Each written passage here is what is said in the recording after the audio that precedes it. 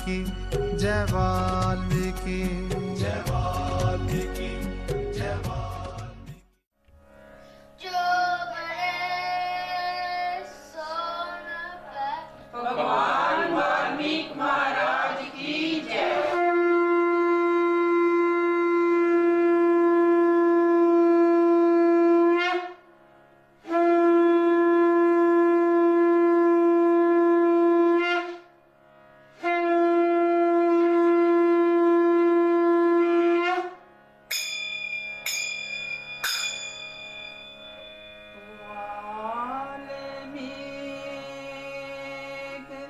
महाराज के चरण कमल धर्मास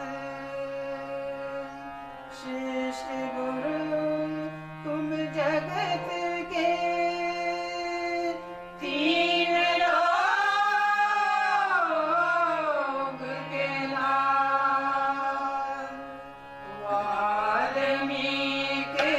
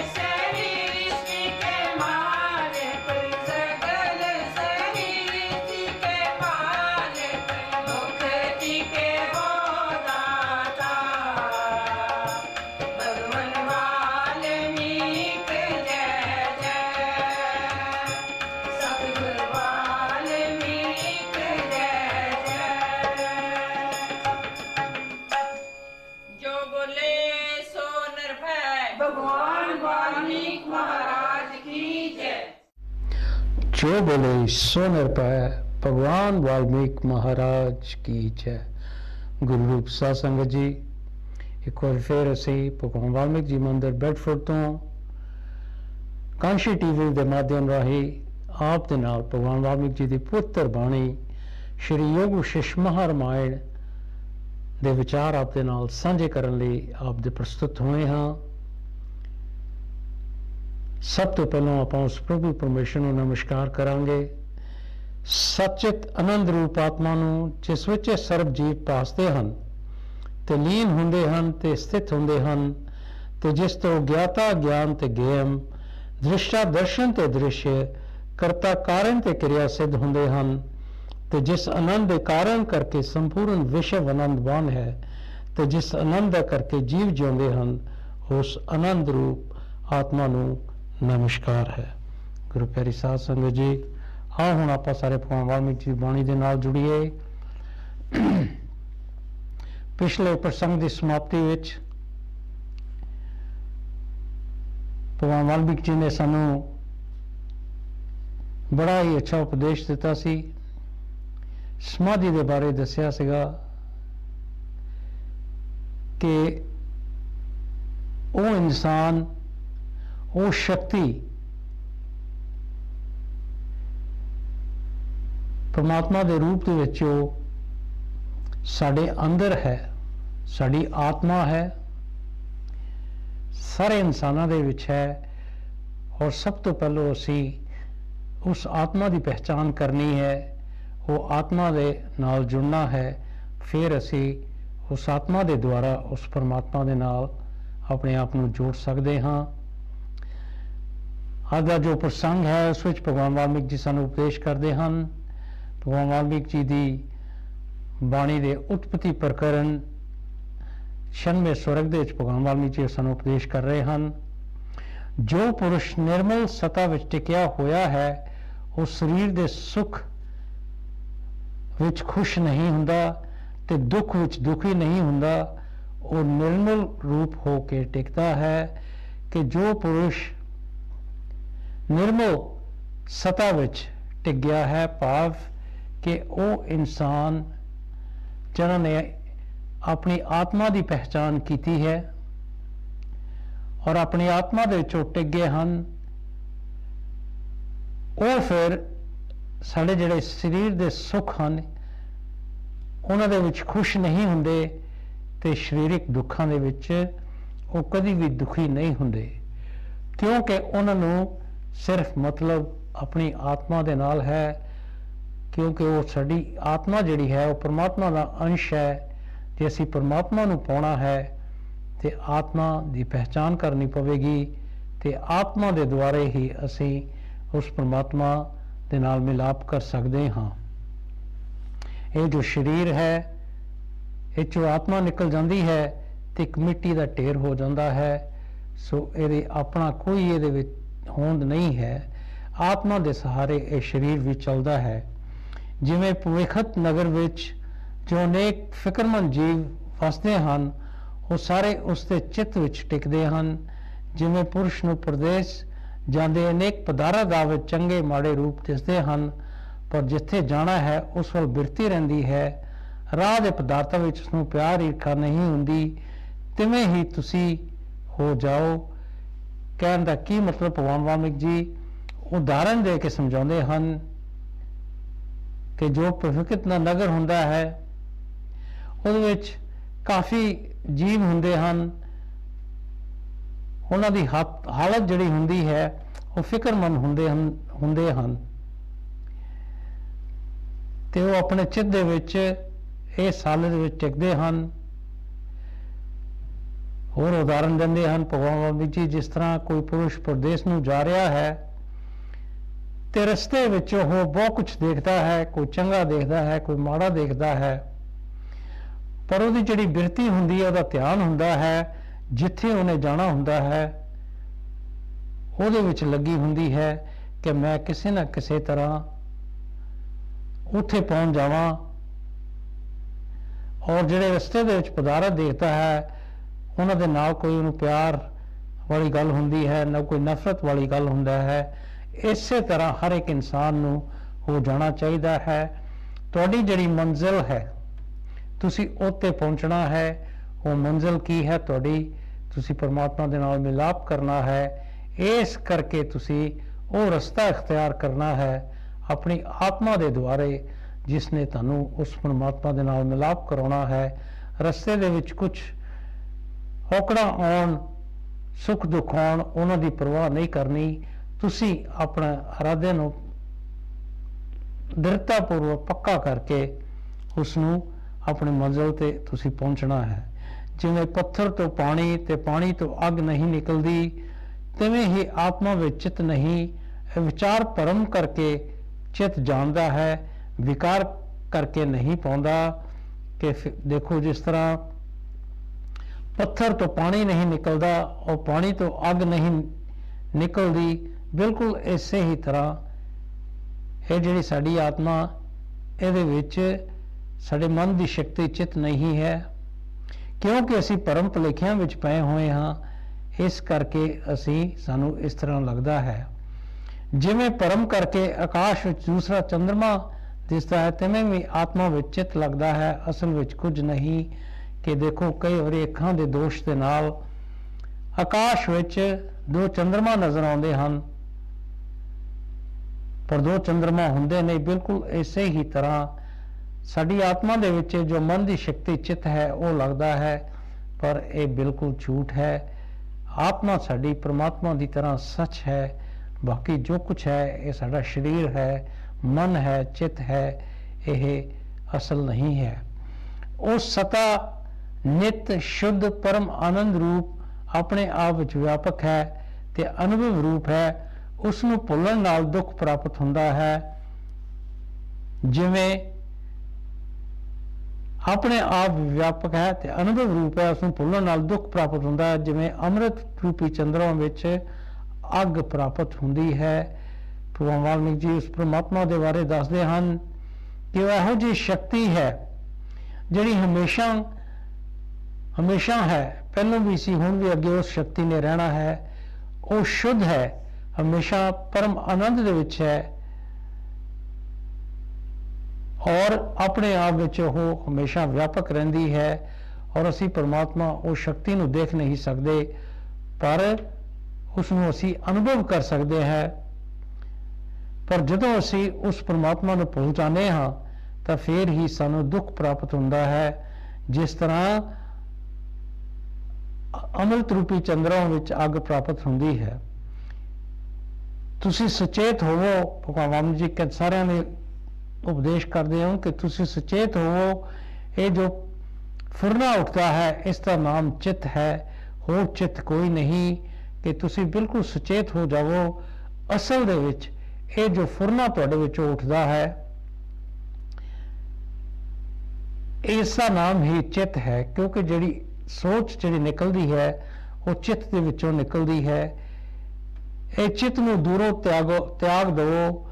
ਜੋ ਤੁਸੀਂ ਹੋ ਉਹ ਸਥਿਤ ਹੈ। ਕਿ ਇਹ ਚਿੱਤ ਹੈ ਜਿਹੜਾ, ਇਸ ਦਾ ਤੁਹਾਨੂੰ ਤਿਆਗ ਕਰ ਦੇਣਾ ਚਾਹੀਦਾ ਹੈ। ਇਹ ਮਨ ਦੀ ਸ਼ਕਤੀ ਜਿਹੜਾ ਸਾਡਾ ਚਿੱਤ ਹੈ, ਇਹ ਹੀ ਸਾਨੂੰ ਗਲਤ ਪਾਸੇ ਲੈ ਕੇ ਜਾਂਦਾ ਹੈ, ਸਾਨੂੰ ਪਰਮਾਤਮਾ ਨਾਲੋਂ ਦੂਰ ਕਰਦਾ ਹੈ, ਸੰਸਾਰ ਦੇ ਨਾਲ ਜੋੜਦਾ ਹੈ। ਸੋ ਤੁਹਾਡਾ ਜਿਹੜਾ ਅਸਲੀ ਸੱਚਾ ਸਰੂਪ ਹੈ, ਤੁਹਾਡੀ ਜਿਹੜੀ ਆਤਮਾ, ਉਹ ਪਰਮਾਤਮਾ ਦੀ ਅੰਸ਼ ਹੈ, ਉਹਦੇ ਵਿੱਚ ਤੁਹਾਨੂੰ ਟਿਕਣਾ ਚਾਹੀਦਾ ਹੈ। ਆਪਣੇ ਮਨ ਨੂੰ ਕਾਬੂ ਕਰਕੇ ਉਸ ਦੀ ਸ਼ਕਤੀ ਜੋ ਚਿੱਤ ਹੈ, ਉਸ ਨੂੰ ਤੁਸੀਂ ਖਤਮ ਕਰਨਾ ਹੈ। ਅਸਤ ਰੂਪ ਚਿੱਤ ਹੀ ਸੰਸਾਰ ਹੈ। ਜੋ ਉਸ ਨੂੰ ਸੱਚ ਸਮਝ ਕੇ ਨਹੀਂ ਤਿਆਗਦਾ, ਉਹ ਆਕਾਸ਼ ਦੇ ਜੰਗਲ ਵਿੱਚ ਵਿਚਰਦਾ ਹੈ, ਉਸ ਨੂੰ ਲਾਨਤ ਹੈ। ਇਹ ਝੂਠ ਰੂਪ ਜੋ ਚਿੱਤ ਹੈ, ਇਹੀ ਸੰਸਾਰ ਕਰਕੇ ਸਾਨੂੰ ਨਜ਼ਰ ਆਉਂਦਾ ਹੈ। ਔਰ ਜੋ ਇਹਨੂੰ ਝੂਠ ਰੂਪ ਸਮਝ ਕੇ ਇਸ ਦਾ ਤਿਆਗ ਨਹੀਂ ਕਰਦੇ, ਉਹ ਜਿਸ ਤਰ੍ਹਾਂ ਆਕਾਸ਼ ਦੇ ਵਿੱਚ ਜੰਗਲ ਹੁੰਦਾ ਹੈ, ਇੱਕ ਝੂਠ ਹੁੰਦਾ ਹੈ, ਉਸੇ ਤਰ੍ਹਾਂ ਇਹ ਸੰਸਾਰ ਹੈ, ਇੱਕ ਝੂਠ ਦੇ ਰੂਪ ਵਿੱਚ ਸਾਡੇ ਸਾਹਮਣੇ ਆ ਗਿਆ ਹੈ। ਔਰ ਚਿੱਤ ਨੇ, ਸਾਡੇ ਮਨ ਨੇ ਤਸਵੀਰ ਸਾਡੇ ਸਾਹਮਣੇ ਪੇਸ਼ ਕੀਤੀ ਹੈ। ਔਰ ਜਿਨ੍ਹਾਂ ਨੇ ਇਹਨੂੰ ਸੱਚ ਸਮਝਿਆ ਹੈ, ਉਹਨਾਂ ਇਨਸਾਨਾਂ ਨੂੰ ਲਾਹਨਤ ਹੈ, ਕਿਉਂਕਿ ਉਹ ਸੰਸਾਰ ਨੂੰ ਸੱਚ ਸਮਝ ਕੇ ਸੰਸਾਰ ਦੇ ਵਿਸ਼ਿਆਂ ਦੇ ਵਿੱਚ ਫਸ ਜਾਂਦੇ ਹਨ। ਜਿਸ ਦਾ ਮਨਨ ਭਾਵ ਨਸ਼ਟ ਹੋਇਆ ਹੈ ਉਹ ਮਹਾਪੁਰਖ ਸੰਸਾਰ ਤੋਂ ਪਾਰ ਹੋ ਕੇ ਪਰਮ ਪਦ ਨੂੰ ਨਿਸ਼ਚਿਤ ਰੂਪ ਨਾਲ ਪ੍ਰਾਪਤ ਹੋਇਆ ਹੈ। ਜਿਹੜੇ ਜੀਵਾਂ ਨੇ ਆਪਣੇ ਮਨ ਦੀ ਸ਼ਕਤੀ ਨੂੰ ਖਤਮ ਕਰ ਦਿੱਤਾ ਹੈ, ਜਿਹੜੇ ਆਪਣੀ ਆਤਮਾ ਦੇ ਨਾਲ ਜੁੜ ਗਏ ਹਨ, ਉਹ ਮਹਾਪੁਰਖ ਹਨ। ਉਹਨਾਂ ਨੇ ਆਪਣੇ ਆਪ ਨੂੰ ਸੰਸਾਰ ਤੋਂ ਪਾਰ ਕਰ ਲਿਆ ਹੈ ਤੇ ਉਹ ਪਰਮਾਤਮਾ ਦੇ ਨਾਲ ਉਹ ਨਿਸ਼ਚਿਤ ਰੂਪ ਵਿੱਚ ਜੁੜ ਜਾਣਗੇ ਔਰ ਪਰਮਾਤਮਾ ਦੀ ਪ੍ਰਾਪਤੀ ਕਰ ਲੈਣਗੇ। ਮਨੁੱਖ ਜਿਵੇਂ ਭੂਮਿਕਾ ਨੂੰ ਪ੍ਰਾਪਤ ਹੁੰਦਾ ਹੈ, ਉਸ ਦਾ ਕਰਮ ਸੁਣੋ ਕਿ ਕਿਸ ਤਰ੍ਹਾਂ ਇਨਸਾਨ ਉਹ ਜਿਹੜੀਆਂ 7 ਭੂਮਿਕਾ ਪਿੱਛੇ ਭਗਵਾਨ ਵਾਲਮੀਕ ਜੀ ਨੇ ਸਾਨੂੰ ਦੱਸੀਆਂ ਹਨ, ਪਰਮਾਤਮਾ ਨੂੰ ਪ੍ਰਾਪਤ ਕਰਨ ਦੀਆਂ ਗਿਆਨ ਦੀਆਂ ਭੂਮਿਕਾ, ਉਹਨਾਂ ਦਾ ਕਰਮ ਦੱਸਦੇ ਹਨ। ਪਹਿਲਾ ਜਨਮ ਤੋਂ ਪੁਰਸ਼ ਨੂੰ ਕੁਝ ਸਮਝ ਹੁੰਦੀ ਹੈ ਤੇ ਫਿਰ ਵੱਡਾ ਹੋ ਕੇ ਸੰਤਾਂ ਦੀ ਸੰਗਤ ਕਰਦਾ ਹੈ ਕਿ ਇਹ ਜੋ ਕਰਮ ਹੈ ਇਹ ਗਿਆਨ ਭੂਮਿਕਾ ਦੀਆਂ, ਕਿ ਇਨਸਾਨ ਦਾ ਜਨਮ ਹੁੰਦਾ ਹੈ ਤੇ ਉਹਨੂੰ ਜੇ ਕੁਝ ਥੋੜੀ ਬਹੁਤ ਸਮਝ ਹੁੰਦੀ ਹੈ ਤੇ ਉਹ ਸਮਝ ਆਪਣੇ ਨਾਲ ਰੱਖ ਕੇ ਉਹ ਵੱਡਾ ਹੁੰਦਾ ਹੈ ਤੇ ਫਿਰ ਉਹਦੀ ਸੰਤਾਂ ਦੇ ਨਾਲ ਸੰਗਤ ਹੁੰਦੀ ਹੈ। ਸਦਾ ਸਮਾਨ ਰੂਪ ਜੋ ਸੰਸਾਰ ਦਾ ਪੜਾਅ ਉਸ ਨੂੰ ਤਰਨ ਨੂੰ ਸੱਚੇ ਸ਼ਾਸਤਰਾਂ ਸੰਤਾਂ ਦੀ ਸੰਗਤ ਬਿਨਾਂ ਸਮਰਥ ਨਹੀਂ ਹੁੰਦਾ। ਕਿ ਜੋ ਇਹ ਸੰਸਾਰ ਅਸੀਂ ਦੇਖਦੇ ਹਾਂ, ਇਸ ਦਾ ਜੋ ਪ੍ਰਵਾਹ ਹੈ, ਜੇ ਅਸੀਂ ਇਸ ਨੂੰ ਤਰਨਾ ਹੈ ਤਾਂ ਜੋ ਸੱਚੀ ਬਾਣੀ ਹੈ ਉਹਦੇ ਨਾਲ ਸਾਨੂੰ ਜੁੜਨਾ ਪਵੇਗਾ ਤੇ ਸੰਤਾਂ ਦੀ ਸੰਗਤ ਕਰਨੀ ਪਏਗੀ। ਨਹੀਂ ਤਾਂ ਅਸੀਂ ਇਹ ਜੋ ਸੰਸਾਰ ਹੈ, ਇਹਦਾ ਸੰਸਾਰ ਰੂਪੀ ਸਮੁੰਦਰ ਇਸ ਨੂੰ ਤਰ ਨਹੀਂ ਸਕਦੇ। ਜਦ ਸੰਤਾਂ ਦੀ ਸੰਗਤ ਸੱਚੇ ਸ਼ਾਸਤਰਾਂ ਦਾ ਵਿਚਾਰ ਕਰਨ ਲੱਗਦਾ ਹੈ ਤਦ ਉਸ ਨੂੰ ਗ੍ਰਹਿਣ ਤੇ ਤਿਆਗ ਦੀ ਬੁੱਧੀ ਉਪਜਦੀ ਹੈ ਕਿ ਇਹ ਕਰਤੱਵ ਹੈ ਤੇ ਤਿਆਗਣ ਯੋਗ ਹੈ। ਜਦੋਂ ਜੀਵ ਸੰਤਾਂ ਦੀ ਸੰਗਤ ਕਰਦਾ ਹੈ, ਸੱਚੀ ਬਾਣੀ ਨੂੰ ਪੜ੍ਹ ਕੇ ਸੁਣ ਕੇ ਉੱਤੇ ਵਿਚਾਰ ਕਰਦਾ ਹੈ ਤੇ ਫਿਰ ਉਸ ਨੂੰ ਇਹ ਸਮਝ ਆ ਜਾਂਦਾ ਹੈ ਕਿ ਗ੍ਰਹਿਣ ਕੀ ਹੈ ਤੇ ਤਿਆਗ ਕੀ ਹੈ। ਫਿਰ ਉਹਦੀ ਜਿਹੜੀ ਸਮਝ ਹੈ, ਉਹਦੀ ਜਿਹੜੀ ਬੁੱਧੀ ਹੈ, ਉਹਨੂੰ ਸਮਝ ਆ ਜਾਂਦੀ ਹੈ ਕਿ ਮੈਂ ਅਸਲ ਵਿੱਚ ਮੇਰਾ ਜਨਮ ਲੈ ਕੇ ਮੈਂ ਕੀ ਕਰਤੱਵ ਕਰਨਾ ਹੈ, ਕੀ ਮੈਂ ਗ੍ਰਹਿਣ ਕਰਨਾ ਹੈ ਤੇ ਮੈਂ ਕਿਹੜੀ ਚੀਜ਼ ਦਾ ਤਿਆਗ ਕਰਨਾ ਹੈ। ਇਸ ਦਾ ਨਾਮ ਸ਼ੁਭ ਇੱਛਾ ਹੈ ਔਰ ਇਸ ਨੂੰ ਹੀ ਸ਼ੁਭ ਇੱਛਾ, ਅੱਛੀ ਇੱਛਾ ਕਹਿੰਦੇ ਹਨ। ਜਦ ਇਹ ਇੱਛਾ ਹੋਈ ਤਾਂ ਸ਼ਾਸਤਰ ਰਾਹੀਂ ਇਹ ਵਿਚਾਰ ਉਪਜਦਾ ਹੈ ਕਿ ਸ਼ੁਭ ਹੈ ਤੇ ਇਹ ਅਸ਼ੁਭ ਹੈ। ਸ਼ੁਭ ਨੂੰ ਗ੍ਰਹਿਣ ਕਰਨਾ ਤੇ ਅਸ਼ੁਭ ਨੂੰ ਤਿਆਗਣਾ ਤੇ ਯਥਾ ਸ਼ਾਸਤਰ ਵਿਚਾਰਨਾ, ਇਸ ਦਾ ਨਾਮ ਵਿਚਾਰ ਹੈ। ਸੋ ਸ਼ੁਭ ਇੱਛਾ, ਇਸ ਦੇ ਬਾਰੇ ਭਗਵਾਨ ਵਾਲਮੀਕ ਜੀ ਸਾਨੂੰ ਸਮਝਾਉਂਦੇ ਹਨ ਕਿ ਜਦੋਂ ਸਾਡੇ ਵਿੱਚ ਇਹ ਸ਼ੁਭ ਅੱਛੀ ਇੱਛਾ ਆ ਜਾਂਦੀ ਹੈ ਤੇ ਫਿਰ ਜਦੋਂ ਅਸੀਂ ਬਾਣੀ ਨੂੰ ਪੜ੍ਹਦੇ ਹਾਂ, ਸੁਣਦੇ ਹਾਂ, ਸਾਡੇ ਵਿੱਚ ਫਿਰ ਵਿਚਾਰ ਉਪਜਦਾ ਹੈ, ਅਮਲ ਉਪਜਦਾ ਹੈ, ਜਿਸ ਤੋਂ ਸਾਨੂੰ ਪਤਾ ਚੱਲਦਾ ਹੈ ਕਿ ਇਹ ਸ਼ੁਭ ਹੈ ਤੇ ਇਹ ਅਸ਼ੁਭ ਹੈ, ਅੱਛਾ ਨਹੀਂ ਹੈ। ਫਿਰ ਅਸੀਂ ਜੋ ਅੱਛਾ ਹੁੰਦਾ ਹੈ, ਸ਼ੁਭ ਹੁੰਦਾ ਹੈ, ਉਸ ਨੂੰ ਗ੍ਰਹਿਣ ਕਰਦੇ ਹਾਂ ਤੇ ਜੋ ਅਸ਼ੁਭ ਜਿਹੜਾ ਸਾਡੇ ਲਈ ਅੱਛਾ ਨਹੀਂ ਹੈ ਉਸ ਦਾ ਅਸੀਂ ਤਿਆਗ ਕਰ ਦਿੰਦੇ ਹਾਂ।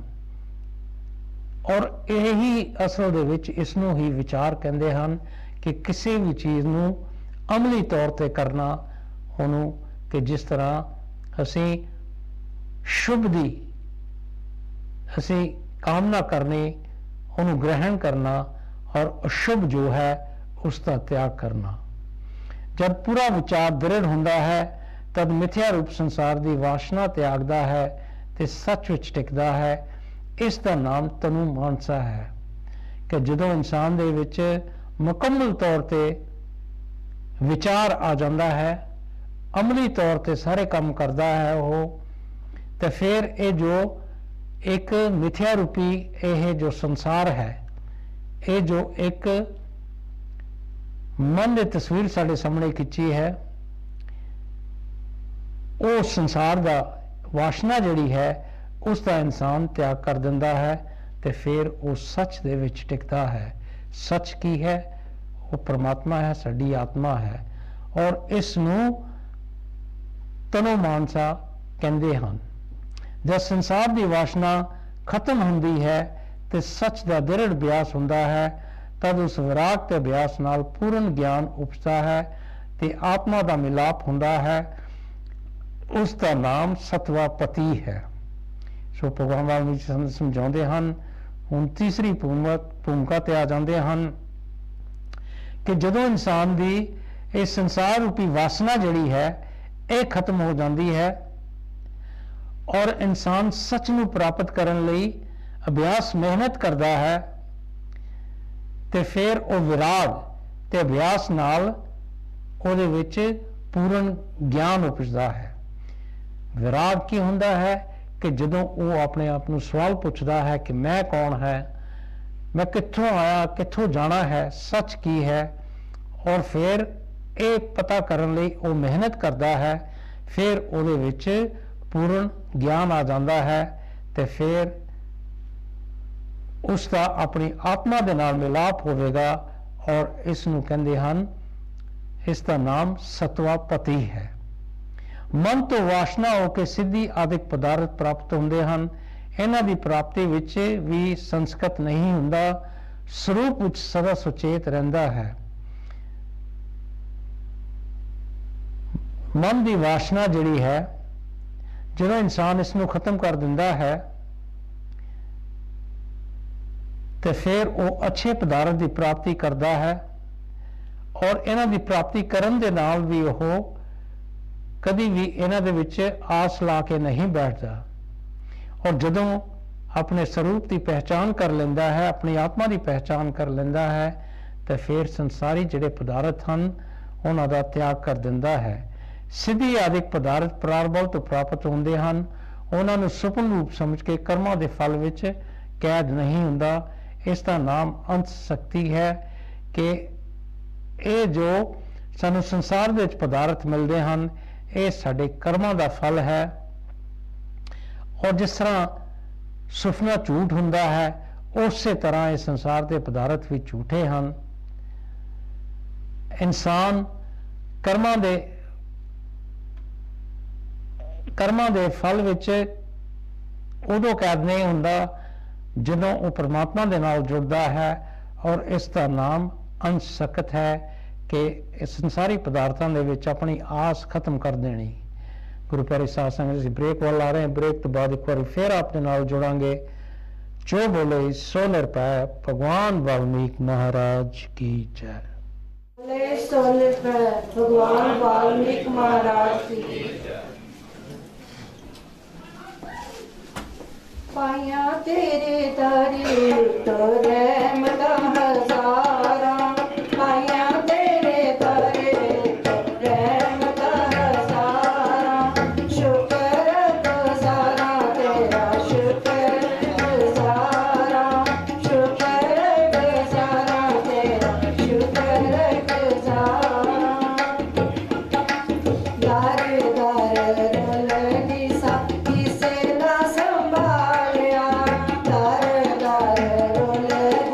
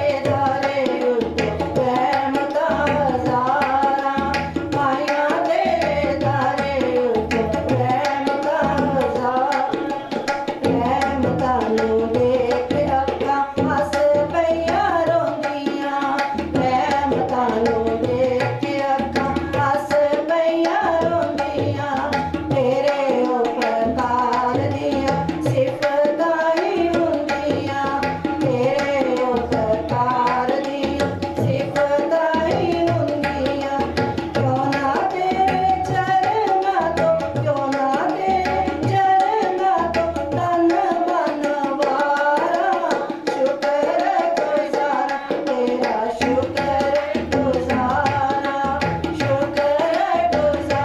स्वामी शुक्र गुज़ारा पाया तेरे दरे प्रेम दा हज़ारा पाया तेरे दरे प्रेम दा हज़ारा शुक्र गुज़ारा तेरा शुक्र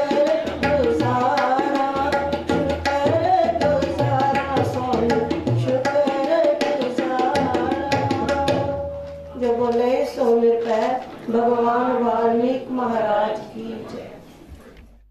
ਗੁਰੂ ਰੂਪ ਸਾਧ ਸੰਗਤ ਜੀ, ਬ੍ਰੇਕ ਤੋਂ ਬਾਅਦ ਇੱਕ ਵਾਰੀ ਫੇਰ ਅਸੀਂ ਕਾਂਸ਼ੀ ਟੀਵੀ ਦੇ ਮਾਧਿਅਮ ਰਾਹੀਂ ਆਪ ਦੇ ਨਾਲ ਜੁੜਦੇ ਹਾਂ। ਭਗਵਾਨ ਵਾਲਮੀਕ ਜੀ ਸਾਨੂੰ ਜੋ ਗਿਆਨ ਦੀਆਂ ਭੂਮਿਕਾ ਹਨ ਉਹਨਾਂ ਦੇ ਬਾਰੇ ਦੱਸ ਰਹੇ ਹਨ ਔਰ ਪੰਜਵੀਂ ਜੋ ਭੂਮਿਕਾ ਉਸ ਦੇ ਬਾਰੇ ਦੱਸਦੇ ਹਨ ਕਿ ਜਦੋਂ ਮਨ ਦੀ ਤਨਤਾ ਹੋ ਗਈ ਤੇ ਸਰੂਪ ਵੱਲ ਚਿੱਤ ਦਾ ਨਤੀਜਾ ਹੋਇਆ ਤਾਂ ਦ੍ਰਿੜ ਨਤੀਜੇ ਤੋਂ ਵਿਵਹਾਰ ਦਾ ਵੀ ਉਪਾਅ ਹੋ ਜਾਂਦਾ ਹੈ ਕਿ ਜਦੋਂ ਮਨ ਇਨਸਾਨ ਦੇ ਕਾਬੂ ਵਿੱਚ ਆ ਜਾਂਦਾ ਹੈ ਔਰ ਉਹਦਾ ਚਿੱਤ ਜਿਹੜਾ ਹੈ ਉਹ ਆਪਣੀ ਆਤਮਾ ਦੇ ਨਾਲ ਜੁੜ ਜਾਂਦਾ ਹੈ ਤੇ ਫਿਰ ਉਹਦਾ ਜਿਹੜਾ ਵਿਵਹਾਰ ਹੈ ਉਹਦਾ ਵੀ ਅਭਾਵ ਹੋ ਜਾਂਦਾ ਹੈ ਕਿਉਂਕਿ ਉਹਦੀ ਜਿਹੜੀ ਬਿਰਤੀ ਹੈ ਉਹ ਹਮੇਸ਼ਾ ਲਈ ਉਸ ਪਰਮਾਤਮਾ ਦੇ ਵਿੱਚ ਲੱਗ ਜਾਂਦੀ ਹੈ। ਜੋ ਪਲ ਪਲ ਵਿੱਚ ਕਰਮ ਪ੍ਰਾਰਬਧ ਵੇਗ ਨਾਲ ਕਰਦਾ ਹੈ ਸਗੋਂ ਉਸ ਦੇ ਚਿੱਤ ਵਿੱਚ ਫੁਰਨਾ ਵੀ ਨਹੀਂ ਫੁਰਦਾ ਤੇ ਉਹ ਮਨ ਖਤਮ ਹੋ ਜਾਂਦਾ ਹੈ ਕਿ ਉਹ ਇਨਸਾਨ ਜਿਹਨੇ ਆਪਣੇ ਮਨ ਨੂੰ ਕਾਬੂ ਵਿੱਚ ਕਰ ਲਿਆ ਹੈ, ਆਪਣੇ ਮਨ ਦੀ ਸ਼ਕਤੀ ਚਿੱਤ ਨੂੰ ਖਤਮ ਕਰ ਦਿੱਤਾ ਹੈ, ਉਹਦੀ ਬਿਰਤੀ ਜਿਹੜੀ ਹੈ ਉਹ ਹਮੇਸ਼ਾ ਪਰਮਾਤਮਾ ਦੇ ਵਿੱਚ ਜੁੜ ਜਾਂਦੀ ਹੈ, ਲੱਗ ਜਾਂਦੀ ਹੈ। ਤੇ ਜੇ ਉਹਦੇ ਚਿੱਤ ਦੇ ਵਿੱਚੋਂ ਕੋਈ ਫੁਰਨਾ ਵੀ ਉੱਠਦਾ ਹੈ ਤੇ ਉਹ ਉੱਠ ਕੇ ਖਤਮ ਹੋ ਜਾਂਦਾ ਹੈ, ਉਹਦੇ ਮਨ ਦੀ ਕੋਈ ਸ਼ਕਤੀ ਨਹੀਂ ਰਹਿ ਜਾਂਦੀ। ਉਹ ਕਰਤਾ ਹੋਇਆ ਵੀ ਕੁਝ ਨਹੀਂ ਕਰਤਾ ਤੇ ਵੇਖਦਾ ਹੈ ਪਰ ਨਹੀਂ ਵੇਖਦਾ, ਅੱਧੀ ਨੀਂਦ ਵਾਂਗ ਹੁੰਦਾ ਹੈ, ਉਸ ਨੂੰ ਕਰਨ ਦੀ ਭਾਵਨਾ ਨਹੀਂ ਫੁਰਦੀ ਤੇ ਮਨ ਵੀ ਨਹੀਂ ਫੁਰਦਾ। ਇਸ ਦਾ ਨਾਮ ਪਦਾਰਥ ਭਾਵਨੀ ਯੋਗ ਭੂਮਿਕਾ ਹੈ ਕਿ ਉਹ ਇਨਸਾਨ ਫੇ ਕੁਝ ਕਰਦਾ ਹੋਇਆ ਵੀ ਕੁਝ ਨਹੀਂ ਕਰਦਾ, ਉਹਨੂੰ ਕਰਮਾਂ ਤੋਂ ਰਹਿਤ ਹੋ ਜਾਂਦਾ ਹੈ। ਦੇਖਦਿਆਂ ਹੋਇਆ ਵੀ ਉਹ ਕੁਝ ਦੇਖਦਾ ਨਹੀਂ ਹੈ ਕਿ ਜਿਸ ਤਰ੍ਹਾਂ ਇਨਸਾਨ ਅੱਧੀ ਨੀਂਦ ਦੇ ਵਿੱਚ ਸੁੱਤਾ ਪਿਆ ਹੁੰਦਾ ਹੈ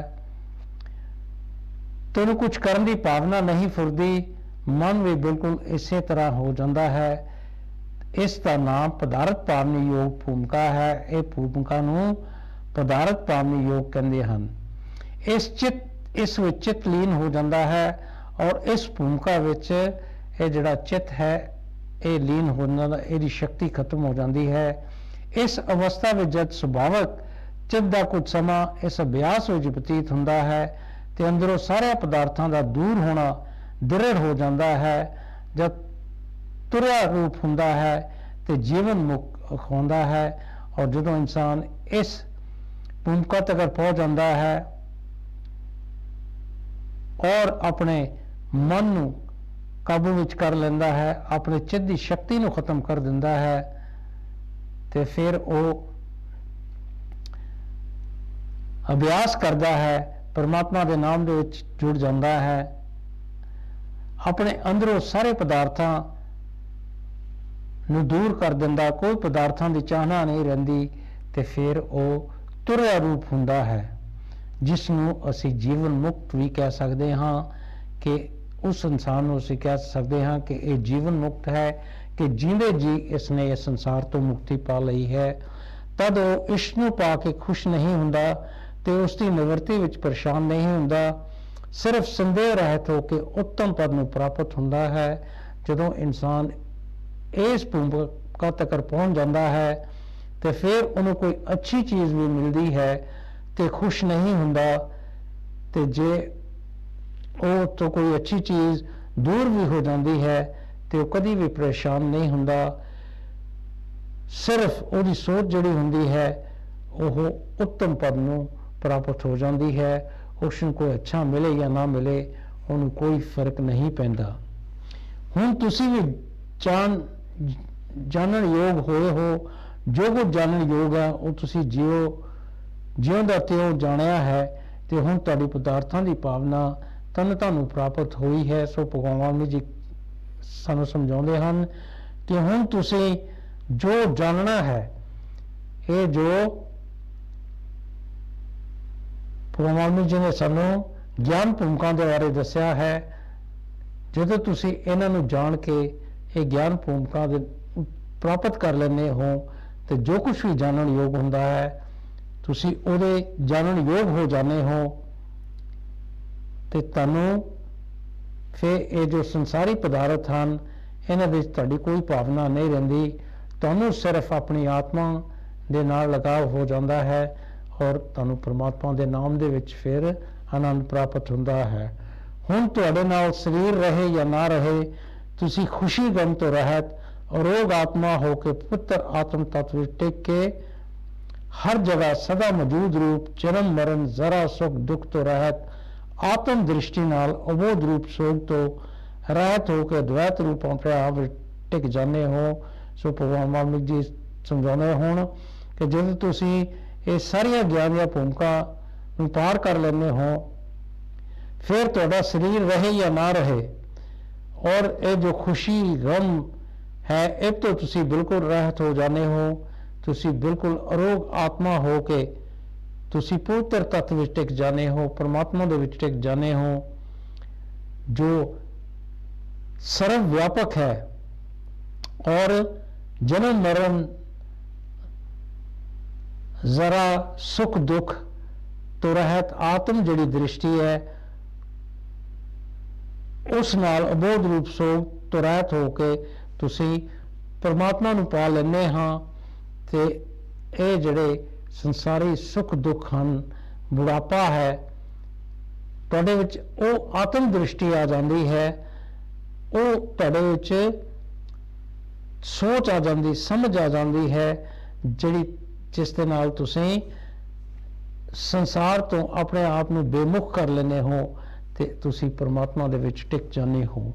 ਦੇਹ ਉਦੇ ਵੀ ਹੁੰਦਾ ਹੈ ਤੇ ਲੀਨ ਵੀ ਹੋ ਜਾਂਦਾ ਹੈ, ਪਰ ਦੇਸ਼ ਕਾਲ ਵਸਤੂ ਦੇ ਭੇਦ ਤੋਂ ਰਹਿਤ ਜੋ ਆਤਮਾ ਹੈ ਉਹ ਉਹਦੇ ਤੇ ਅਸਤ ਕਿਵੇਂ ਹੋਵੇ। ਜਿਹੜੀ ਦੇਹ ਹੈ ਇਨਸਾਨ ਨੂੰ ਜਨਮ ਵੀ ਮਿਲਦਾ ਹੈ ਤੇ ਮੌਤ ਵੀ ਮਿਲਦੀ ਹੈ, ਪਰ ਜਿਹੜੇ ਇਨਸਾਨ ਜੀਵਨ ਮੁਕਤ ਹੋ ਜਾਂਦੇ ਹਨ ਉਹਨਾਂ ਦੇ ਨਾਲ ਕਦੀ ਵੀ ਇਹ ਚੀਜ਼ ਨਹੀਂ ਹੁੰਦੀ, ਨਾ ਉਹਨਾਂ ਦਾ ਜਨਮ ਹੁੰਦਾ ਹੈ ਨਾ ਉਹਨਾਂ ਦੀ ਮੌਤ ਹੁੰਦੀ ਹੈ।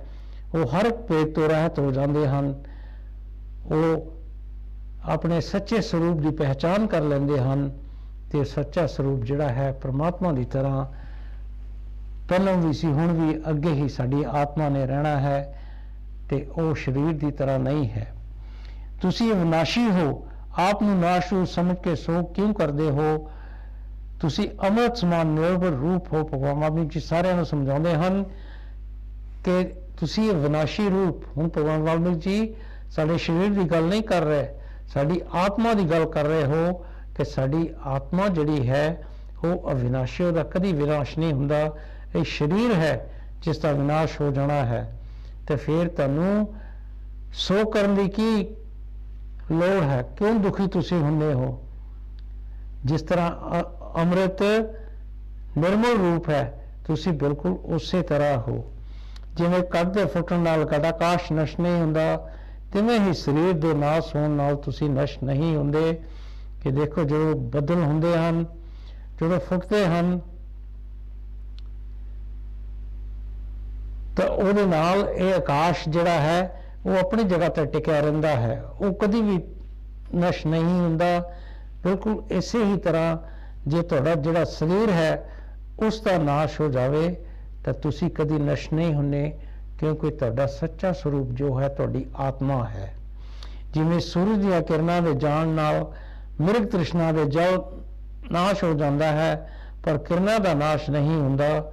ਸੋ ਭਗਵਾਨ ਵਾਲਮੀਕ ਜੀ ਉਦਾਹਰਨ ਦੇ ਕੇ ਸਮਝਾਉਂਦੇ ਹਨ ਕਿ ਜਿਹੜੀਆਂ ਸੂਰਜ ਦੀਆਂ ਕਿਰਨਾਂ ਹੁੰਦੀਆਂ ਹਨ, ਜਦੋਂ ਰੇਤਾ ਦੇ ਪੈਂਦੀਆਂ ਹਨ ਤੇ ਉਹ ਜਿਹੜੀ ਚਮਕ ਉਹਨਾਂ ਦੀ ਰੇਤਾ ਦੇ ਉੱਤੇ ਪੈਂਦੀ ਹੈ ਉਹ ਪਾਣੀ ਵਾਂਗੂ ਲੱਗਦੀ ਹੈ।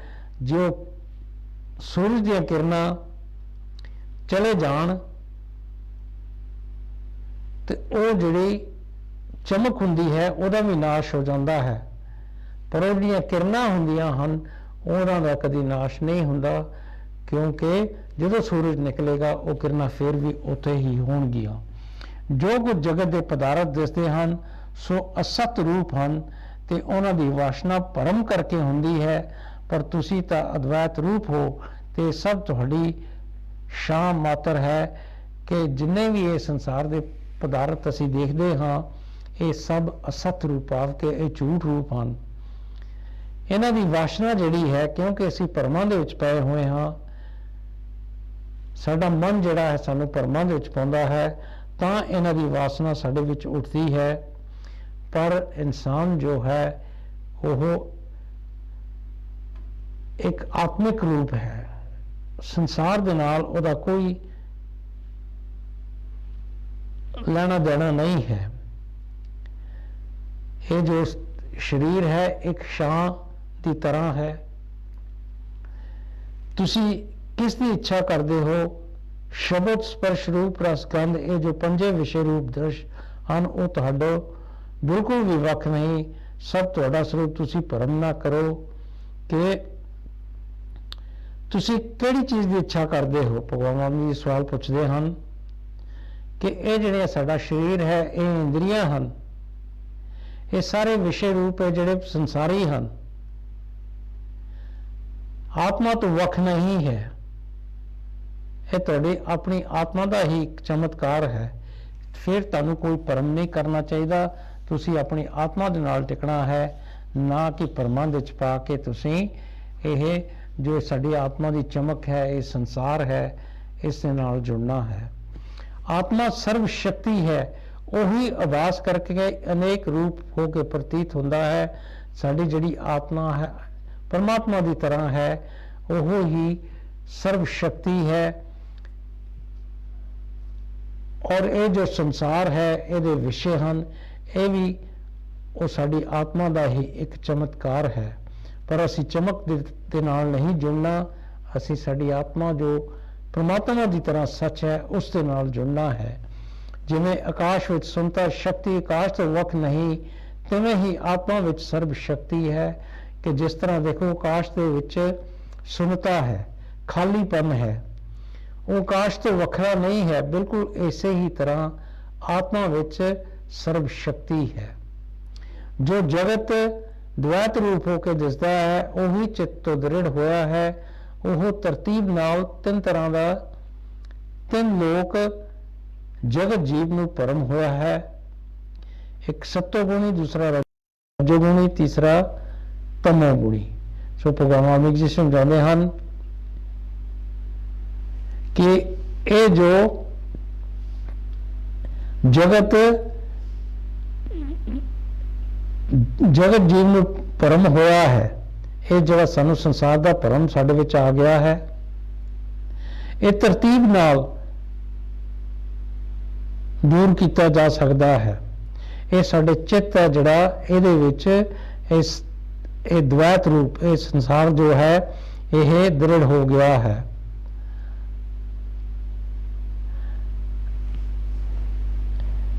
ਤੇ ਇਹ ਹੀ ਸਤੋ ਗੁਣੀ, ਦੂਸਰਾ ਰਜੋ ਗੁਣੀ ਤੇ ਤੀਸਰਾ ਸਤੋ ਗੁਣੀ ਬਣ ਜਾਂਦਾ ਹੈ। ਜਦ ਇਹਨਾਂ ਤਿੰਨਾਂ ਦਾ ਛੁਟਕਾਰਾ ਹੋਵੇ ਤਦ ਕਲਿਆਣ ਹੁੰਦਾ ਹੈ। ਔਰ ਅਸੀਂ ਇਹ ਜੋ ਸਾਡੇ ਚਿੱਤ ਨੇ ਇਹ ਜੋ ਸਤੋ ਗੁਣੀ, ਰਜੋ ਗੁਣੀ ਤੇ ਤਮੋ ਗੁਣੀ ਸਰੀਰ ਸਾਡੇ ਸਾਹਮਣੇ ਇਹ ਸੰਸਾਰ ਨੂੰ ਦੀ ਤਸਵੀਰ ਖਿੱਚ ਦਿੱਤੀ ਹੈ। ਜਦੋਂ ਇਸ ਤੋਂ ਸਾਡੇ ਨੂੰ ਛੁਟਕਾਰਾ ਮਿਲੇਗਾ ਫਿਰ ਹੀ ਸਾਡਾ ਕਲਿਆਣ ਹੋ ਸਕਦਾ ਹੈ। ਸੰਸਾਰ ਦੇ ਨਾਲ ਜਿੰਨੀ ਚਿਰ ਅਸੀਂ ਜੁੜਦੇ ਹਾਂ ਉਨੀ ਦੇਰ ਤੱਕ ਅਸੀਂ ਇਸ ਤੋਂ ਬਚ ਨਹੀਂ ਸਕਦੇ। ਜੇ ਅਸੀਂ ਆਪਣੀ ਕਲਿਆਣ ਕਰਨੀ ਹੈ ਤੇ ਸੰਸਾਰ ਤੋਂ ਸਾਨੂੰ ਬਚਣਾ ਪਵੇਗਾ, ਆਪਣੇ ਚਿੱਤ ਤੋਂ ਬਚਣਾ ਪਵੇਗਾ। ਜਦ ਵਾਸ਼ਨਾ ਖਤਮ ਹੋਵੇ ਤਦ ਉਸ ਦੇ ਕਰਮ ਵੀ ਖਤਮ ਹੋ ਜਾਂਦੇ ਹਨ, ਉਸ ਤੋਂ ਵੀ ਭਰਮ ਦਾ ਨਾਸ਼ ਹੋ ਜਾਂਦਾ ਹੈ ਕਿ ਇਹ ਜਿਹੜੀ ਸਾਡੇ ਅੰਦਰੋਂ ਵਾਸਨਾ ਉੱਠਦੀ ਹੈ ਸਾਡੇ ਚਿੱਤ ਦੇ ਵਿੱਚੋਂ, ਤੇ ਜਿੰਨੀ ਦੇਰ ਤੱਕ ਇਹ ਖਤਮ ਨਹੀਂ ਹੁੰਦੀ ਉਨੀ ਦੇਰ ਤੱਕ ਇਹ ਜਿਹੜੇ ਕਰਮ ਅਸੀਂ ਕਰਮ ਕਰਦੇ ਹਾਂ ਇਹਨਾਂ ਤੋਂ ਅਸੀਂ ਬਚ ਨਹੀਂ ਸਕਦੇ। ਅਸੀਂ ਜਦੋਂ ਇਹ ਵਾਸਨਾ ਨੂੰ ਦੂਰ ਕਰਾਂਗੇ ਤੇ ਸਾਡੇ ਭਰਮ ਦੂਰ ਹੋ ਜਾਵਾਂਗੇ ਤੇ ਅਸੀਂ ਕਰਮਾਂ ਤੋਂ ਬਚ ਜਾਵਾਂਗੇ। ਚਿੱਤ ਦੇ ਗਮਨ ਦਾ ਨਾਮ ਵਾਸਨਾ ਹੈ। ਕਰਮ ਸੰਸਾਰ ਮਾਇਆ ਮਾਤਰ ਹੈ, ਉਹਨਾਂ ਦੇ ਨਸ਼ਟ ਹੋਇਆ ਸਾਰੇ ਸ਼ਾਂਤ ਹੋ ਜਾਂਦੇ ਹਨ ਕਿ ਇਹ ਜਿਹੜਾ ਚਿੱਤ ਜਿਹੜਾ ਹੈ ਇਹ ਹੀ ਵਾਸਨਾ ਦਾ ਅਸਲ ਦੇ ਵਿੱਚ ਇਹ ਸਾਡਾ ਚਿੱਤ ਹੈ ਜਿਹੜਾ ਇਹ ਗਮਨ ਕਰਦਾ ਹੈ ਤੇ ਸਾਡੇ ਵਿੱਚ ਵਾਸਨਾ ਉੱਠਦੀ ਹੈ ਤੇ ਵਾਸਨਾ ਦਾ ਕਰਕੇ ਇਹ ਕਰਮ ਸੰਸਾਰ ਜੋ ਮਾਇਆ ਹੈ ਉਹ ਆ ਜਾਂਦੀ ਹੈ। ਤੇ ਜਦੋਂ ਅਸੀਂ ਆਪਣੇ ਮਨ ਨੂੰ ਜਿੱਤ ਲੈਂਦੇ ਹਾਂ, ਇਹ ਆਪਣੀ ਵਾਸਨਾ ਨੂੰ ਦੂਰ ਕਰ ਦਿੰਦੇ ਹਾਂ ਤੇ ਸਾਡੇ ਵਿੱਚ ਸ਼ਾਂਤੀ ਆ ਜਾਵੇਗੀ। ਤੇ ਇਹ ਜੋ ਅਸੀਂ ਮਨ ਦੀ ਸ਼ਕਤੀ ਦਾ ਕਰਕੇ ਅਸੀਂ ਸੰਸਾਰ ਦੇ ਨਾਲ ਬੱਝੇ ਹੋਏ ਹਾਂ, ਉਹ ਸ਼ਕਤੀ ਨੂੰ ਖਤਮ ਹੋਣ ਦੇ ਨਾਲ ਹੀ ਸਾਨੂੰ ਸ਼ਾਂਤੀ ਦੀ ਪ੍ਰਾਪਤੀ ਹੋਵੇਗੀ।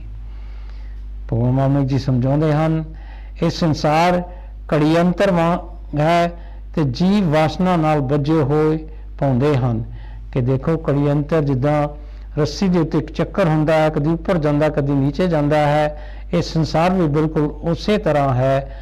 ਤੇ ਜਿੰਨੇ ਜੀਵ ਹਨ ਸਾਰੇ ਵਾਸਨਾ ਦੇ ਵਿੱਚ ਫਸੇ ਹੋਏ ਇਹ ਸੰਸਾਰ ਦੇ ਨਾਲ ਬੱਝੇ ਹੋਏ ਹਨ, ਕਦੀ ਉੱਪਰ ਜਾਂਦੇ ਹਨ ਕਦੀ ਨੀਚੇ ਆਉਂਦੇ ਹਨ, ਜਿਸ ਤਰ੍ਹਾਂ ਇੱਕ ਰੱਸੀ ਦੇ ਉੱਤੇ ਚੱਕਰ ਹੁੰਦਾ ਹੈ। ਤੁਸੀਂ ਆਤਮ ਵਿਚਾਰ ਰੂਪੀ ਸ਼ਸਤਰ ਨਾਲ ਯਤਨ ਕਰਕੇ ਇਸ ਨੂੰ ਕੱਟੋ। ਤੇ ਇਹਨੂੰ ਕੱਟਣ ਦਾ ਕੀ ਤਰੀਕਾ ਹੈ? ਆਤਮ ਵਿਚਾਰ, ਤੁਸੀਂ ਆਪਣੀ ਆਤਮਾ ਦਾ ਵਿਚਾਰ ਕਰਨਾ ਹੈ ਕਿ ਇਹ ਰੱਸੀ ਜਿਹੜੀ ਹੈ ਕਰਮ ਰੂਪੀ ਰੱਸੀ ਹੈ, ਇਸ ਨੂੰ ਕਿਸ ਤਰ੍ਹਾਂ ਕੱਟਣਾ ਹੈ। ਜਦੋਂ ਤੁਸੀਂ ਆਪਣੀ ਆਤਮਾ ਦੇ ਨਾਲ ਜੁੜ ਕੇ ਵਿਚਾਰ ਕਰੋਗੇ ਤੇ ਤੁਸੀਂ ਉਸ ਵਿਚਾਰ ਰੂਪੀ ਸ਼ਸਤਰ ਦੇ ਨਾਲ ਇਹ ਰੱਸੀ ਨੂੰ ਕੱਟਣਾ ਹੈ। ਜਦ ਤੱਕ ਵਿਦਿਆ ਨੂੰ ਜੀਵ ਨਹੀਂ ਜਾਣਦਾ ਤਦ ਤੱਕ ਇਹ ਵੱਡੇ ਮੋਹ ਤੇ ਭਰਮ ਵਿਖਾਉਂਦੀ ਹੈ ਤੇ ਜਦ ਇਸ ਨੂੰ ਜਾਣਦਾ ਹੈ ਤਦ ਵੱਡੇ ਸੁੱਖ ਨੂੰ ਪ੍ਰਾਪਤ ਕਰਦਾ ਹੈ।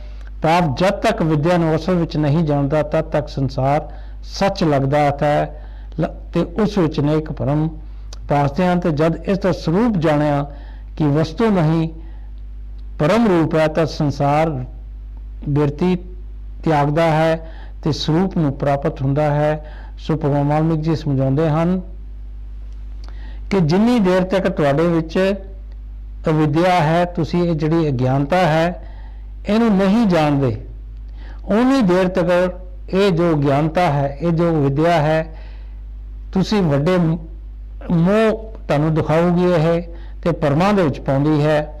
ਜਦੋਂ ਤੁਸੀਂ ਇਹਨੂੰ ਜਾਣ ਜਾਂਦੇ ਹਾਂ ਫਿਰ ਤੁਸੀਂ ਸੁੱਖ ਨੂੰ ਪ੍ਰਾਪਤ ਹੋਵੋਗੇ। ਜਿੰਨੀ ਦੇਰ ਤੱਕ ਇਹ ਅਵਿਦਿਆ ਜੋ ਗਿਆਨਤਾ ਹੈ ਇਸ ਨੂੰ ਅਸੀਂ ਜਾਣਦੇ ਨਹੀਂ, ਉਨੀ ਦੇਰ ਤੱਕ ਇਹ ਸੰਸਾਰ ਜਿਹੜਾ ਹੈ ਇਹ ਸੱਚ ਲੱਗਦਾ ਹੈ, ਇਹਦੇ ਸੁੱਖ ਵੀ ਅੱਛੇ ਲੱਗਦੇ ਹਨ। ਪਰ ਜਦੋਂ ਇਹ ਦੂਰ ਹੋ ਜਾਂਦੀ ਹੈ ਵਿਦਿਆ, ਅਗਿਆਨਤਾ ਸਾਡੇ ਵਿੱਚੋਂ ਨਿਕਲ ਜਾਂਦੀ ਹੈ, ਸਾਰੇ ਭਰਮ ਦੂਰ ਹੋ ਜਾਂਦੇ ਹਨ।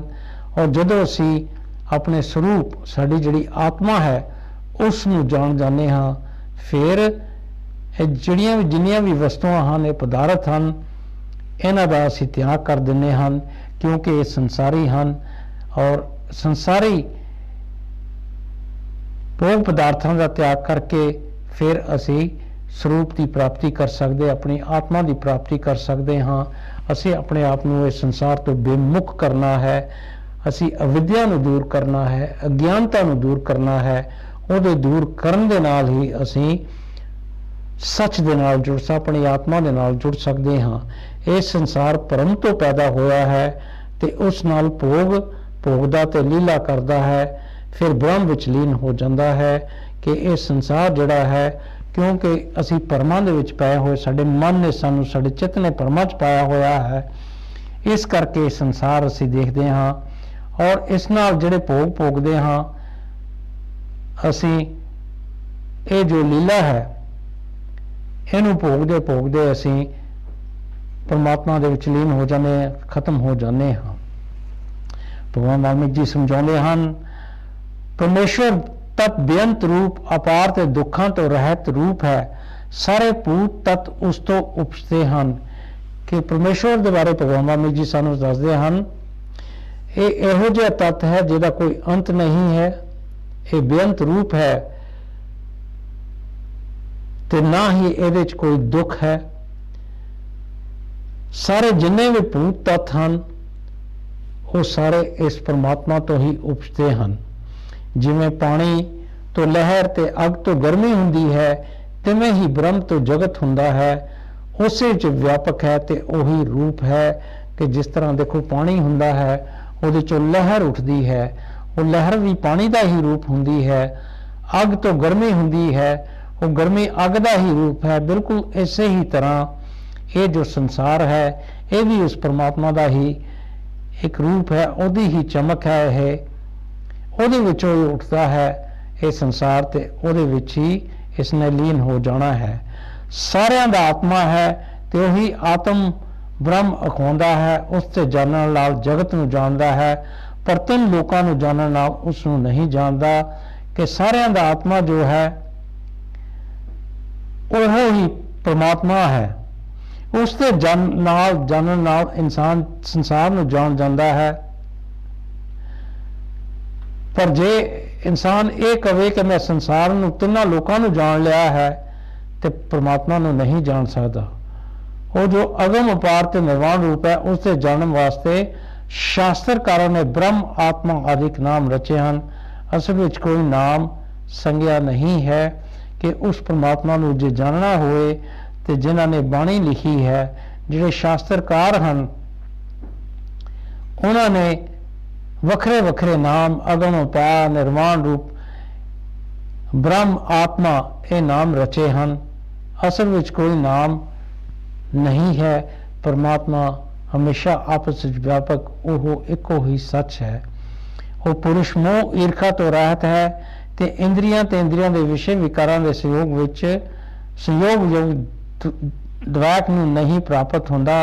जिहड़े इंसान ने वो सच्चे परमेश्वर नूं जान लिया है, अपनी आत्मा नूं जान लिया है, ਉਹਦੇ ਵਿੱਚ नफरत प्यार ਇਹੋ ਜਿਹੇ ਜਿਹੜੇ विकार हैं वो कभी नहीं होंगे।